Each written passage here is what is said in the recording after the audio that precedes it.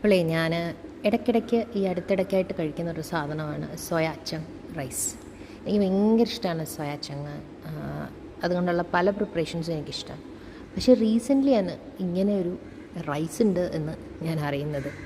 ഇത് ഒരു non veg ഫീലിൽ നമുക്ക് കഴിക്കണമെങ്കിൽ അങ്ങനെ കഴിക്കാവുന്നൊരു സാധനമാണ്. ഞാൻ ഇടയ്ക്ക് ഇങ്ങനെ കൊതി തോന്നുമ്പോൾ എൻ്റെ തൊട്ടടുത്തൊരു ഹോംലി പോലെ മീൽസ് ഉണ്ടാക്കി കൊടുക്കുന്നൊരു കടയുണ്ട്. ഞാൻ അവിടെ പോയി ഇത് മേടിക്കും.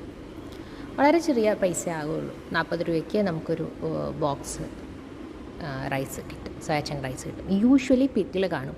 ഇന്ന് ഞാൻ ചെല്ലാൻ ഇച്ചിരി ലേറ്റ് ആയതുകൊണ്ട് എനിക്ക് പിക്കിൾ കിട്ടിയില്ല. പക്ഷേ ഇന്നാലില്ലെങ്കിലും ഞാനൊരു സോയാ ചങ്ക് 2 കഷ്ണമായിട്ട് മുറിച്ച് അതൊരു ഉരുളയ്ക്കകത്ത് വെച്ചിട്ട് കഴിക്കും. അങ്ങനെയാണ് ഇത് കഴിക്കുന്ന ഒരു പതിവ്.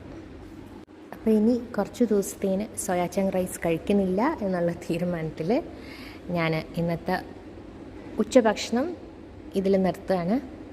Tata, bye bye.